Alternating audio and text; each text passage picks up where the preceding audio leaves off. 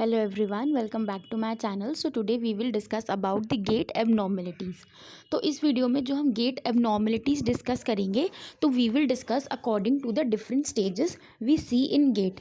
ठीक है बच्चों, तो टोटल हमने पढ़ा था कि गेट के अंदर हमारे दो फेजेस हैं, stance phase and swing phase, and in दोनों फेजेस के भी सब डिविजन्स हैं.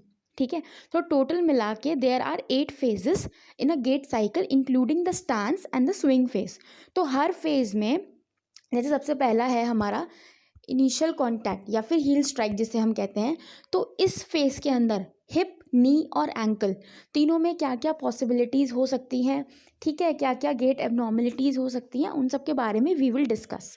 ठीक है, तो सबसे पहले हम इनिशियल कांटेक्ट यानी हील स्ट्राइक के टाइम पे हिप पे क्या क्या हो सकता है. तो सबसे पहले जब इनिशियल स्ट्राइक होता है तो हिप जो होता है वो 20 डिग्री फ्लेक्शन वाली पोजीशन में होता है और इस पे एक्सटेंसर मूवमेंट चल रहा होता है. तो जो हमारे हिप एक्सटेंसर्स हैं एंड एबडक्टर्स हैं ये कॉन्ट्रैक्ट करते हैं इस पोजीशन में, ठीक है, और हैमस्ट्रिंग की जो एक्टिविटी है वो कम होती है. तो इस मतलब हिप के ऊपर इस टाइम पे ये मसल वर्क चल रहा है. ठीक है, तो अगर इसमें वीकनेस होगी तो there will be difficulty in stabilising the pelvis and the hip joint. ठीक है, जिसकी वजह से एंटीरियर टिल्टिंग हो सकती है पेल्विस की और हिप फ्लेक्शन इंक्रीज हो सकता है. अगर हमारे एबडक्टर्स भी वीक हैं साथ में तो हमारा जो दूसरी तरफ का पेल्विस है उसका ड्रॉप हो सकता है. तो इसका कंपेंसेशन कैसे करेगा पेशेंट जब चल के आएगा, तो there is decrease terminal swing hip flexion, limit demand on weak hip extensor, there will be posterior trunk lean and for weak abductors ताकि उसका साइड का पेल्विस ड्रॉप ना हो तो पेशेंट क्या करेगा, lean trunk laterally towards the stance. ठीक है, अब इनिशियल कांटेक्ट पे ही नी पे क्या पोजीशनिंग रहती है, फुली एक्सटेंडेड रहता है नी और इस पर ब्रीफ फ्लेक्सर मूवमेंट रहती है. तो इस पे इस पर्टिकुलर फेज के ऊपर there is low hamstring activity. ठीक है, तो अगर इस फेज में वीकनेस आ जाएगी तो क्या हो जाएगा, the reliance on posterior capsule increase हो जाएगा टू प्रिवेंट हाइपर एक्सटेंशन क्योंकि मसल वीकनेस में चली गई. अब एंकल पे क्या हो रहा है, एंकल जो है वो न्यूट्रल पोजीशन में रहता है. मसल एक्टिविटी कौन सी रहती है इसमें, जो हमारी प्री टिबियल मसल हैं they decelerate forefoot lowering and draw the tibia forward following initial contact. तो इसमें हम दो केसेस देखेंगे वीकनेस के. अगर बॉर्डर लाइन वीकनेस है यानी कि 3+/5 का ग्रेड है तो इस टाइम पे यहाँ पे फुट स्लैप भी हो सकता है. ठीक है, इनिशियल कांटेक्ट पे. और अगर प्रोफाउंड वीकनेस है यानी कि 2+/5 mm का ग्रेड है ये वाली वीकनेस है तो ये फुट फ्लैट भी हो सकता है या फिर फॉरफुट इनिशियल कांटेक्ट भी हो सकता है if pre tibial strength is insufficient. ठीक है, तो पेशेंट कंपेंसेट कैसे करेगा, मतलब वो चलेगा कैसे क्योंकि उसको ये वीकनेस है. तो अगर बॉर्डर लाइन वीकनेस है तो जो उसकी गेट की मूवमेंट होगी, जो स्पीड होगी वो स्लो हो जाएगी. ठीक है, ताकि मसल के ऊपर कम डिमांड पड़े. कौन सी मसल, प्री टिबियल मसल. और अगर उसका और may contact ground with excessive plantar flexion to decrease demand on pretibial muscle. तो इन दोनों में से कोई एक पॉसिबिलिटी होगी. अब हम दूसरे फेज पे जाते हैं गेट के, that is the foot flat और लोडिंग रिस्पॉन्स. तो इसमें जो हमारी हिप की पोजीशन है वो 20 डिग्री फ्लेक्शन है अगेन और इस पर एक्सटेंसर मूवमेंट है. मसल एक्टिविटी भी कौन सी है, सेम सिंगल जॉइंट है. ठीक है, effect of weakness same. Then आता है हमारा knee. Initial contact foot flat के टाइम पे नी की position is in 20 degree flexion और इस पर एक्सटेंसर मूवमेंट है. अब मसल कौन सी काम कर रही है, तो there is eccentric vasti muscle activity. ठीक है, इफेक्ट ऑफ वीकनेस अगर इसकी होगी तो क्या होगा, the patient may be unable to stabilise the knee during flexion leading to limb collapse. तो अब पेशेंट इसको कंपेंसेट कैसे करता है, avoid knee flexion by use of, क्या करेगा वो, एक्सेसिव प्लांटर फ्लेक्शन या फिर forward trunk lean to lessen knee extensor movement. इन दोनों चीज़ों में से कोई एक चीज़ करेगा. तो अगर आपके गेट में पेशेंट का आपको दिख रहा है कि वो ये कर रहा है तो उसका एक इफेक्ट ये भी हो सकता है, कॉज ये भी हो सकता है.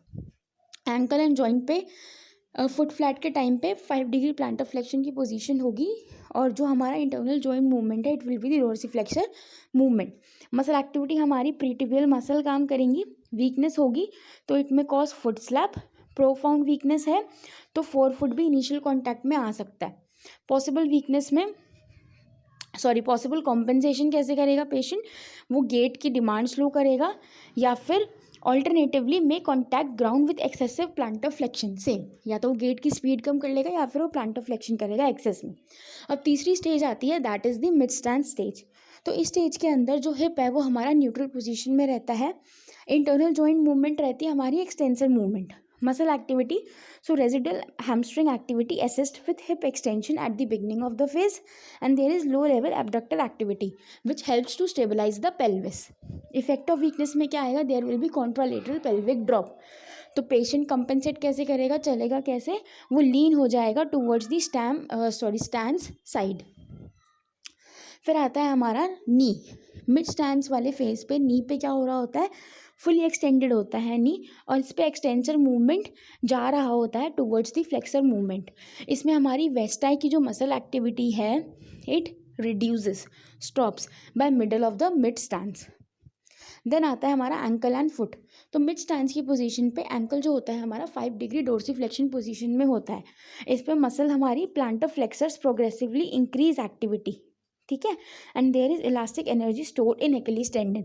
तो इस फेज के अंदर पर्टिकुलरली एंकल पे ये वाली मसल और टेंडन यूनिट काम कर रही होती है। अब अगर इसकी वीकनेस होगी तो क्या होगा, उसकी वजह से there will be excessive dorsiflexion, uncontrolled tibial advancement, जिसकी वजह से there will be delayed heel off, जो इसका नेक्स्ट फेज आता है। और इसकी कॉम्पेंसेशन क्या होगी, पेशेंट कैसे कॉम्पेंसेट करके चलेगा, shorten step length and slower velocity to reduce demand on calf muscle, क्योंकि हमारा पीछे का काफ़ी इस फेज में काम कर रहा है in the knee, in the ankle. अब हील ऑफ या टर्मिनल स्टांस, इस फेज में हिप के ऊपर 20 डिग्री एपरेंट हाइपर एक्सटेंशन रहता है और फ्लेक्सर मूवमेंट जो है वो इंक्रीज हो रहा होता है। इस पर मसल एक्टिविटी, कौन सी मसल एक्टिविटी इस ग्रुप में पीक करती है, so it is low amplitude TFL यानी कि टेंसोफेशियल लैटा एक्टिविटी।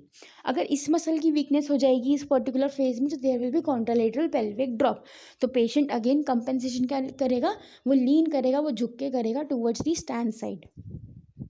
नी के ऊपर क्या होगा, इस फेज के अंदर हील ऑफ के टाइम पे नी अपीयर्स फुली एक्सटेंडेड, तो एक्सटेंशन फ्लेक्सर मूवमेंट होगा जॉइंट पे and vastus activity ceases by it.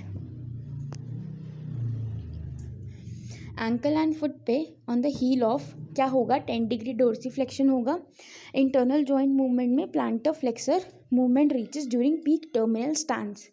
Muscle activity कौन सी होगी, प्लांटर फ्लेक्सर्स एक्टिविटी इंक्रीज हो जाती है, ठीक है, and against the elastic energy stored in the Achilles tendon.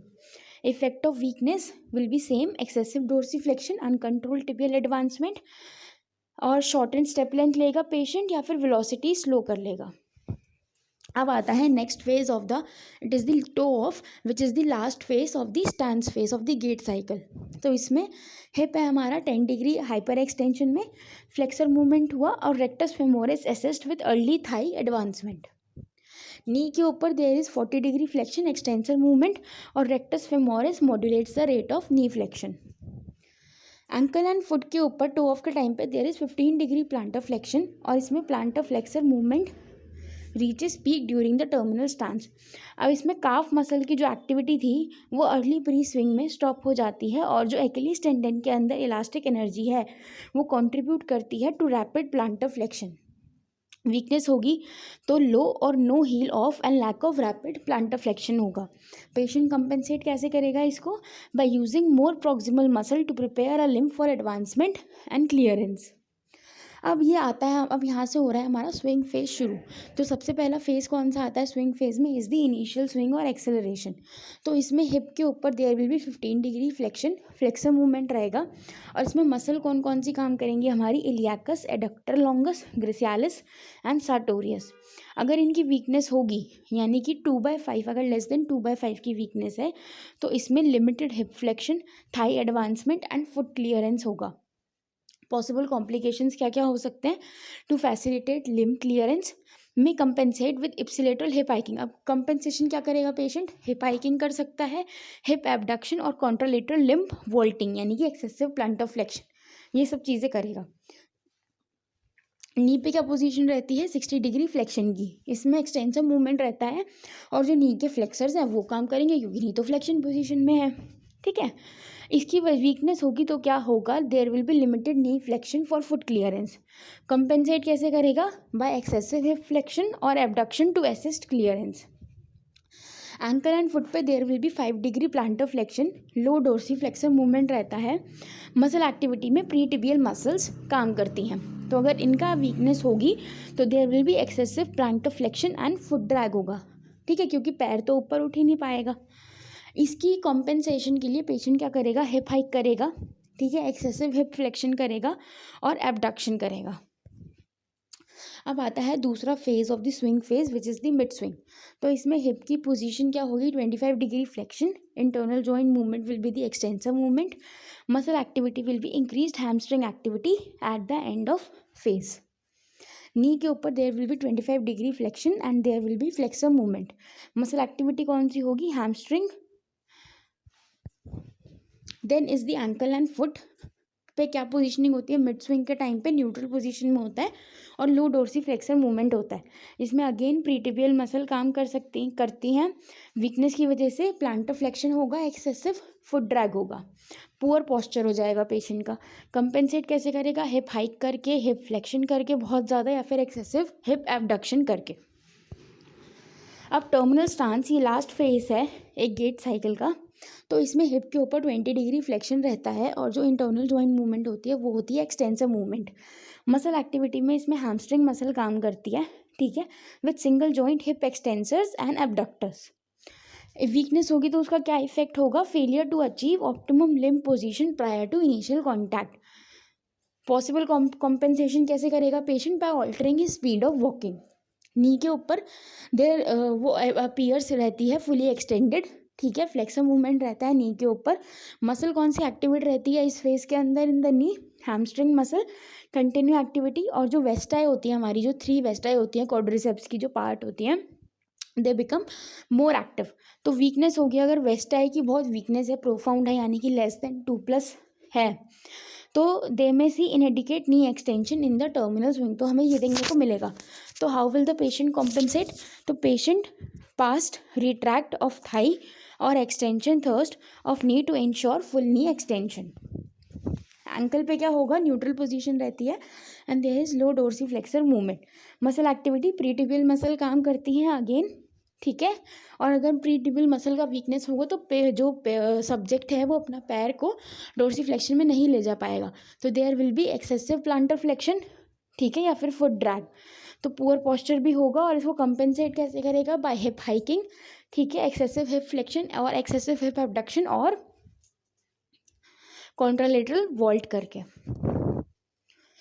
तो ये मैंने फेजेस में डिवाइड किया है। जो स्पेसिफिकली गेट होते हैं जिनको हम नेम से जानते हैं, जैसे कि Trendelenburg gait, lurching gait, limping gait, antalgic gait, तो उनका भी कॉज इन्हीं किसी ना किसी एक पॉसिबिलिटी की वजह से होगा फॉर द मसल वीकनेस, या फिर कोई और भी कंडीशन जिसकी वजह से हमारी गेट को इफेक्ट हो, उस वजह से भी हमारे गेट में प्रॉब्लम आ सकती हैं, गेट एबनॉर्मलिटीज़ आ सकती हैं। Thank you.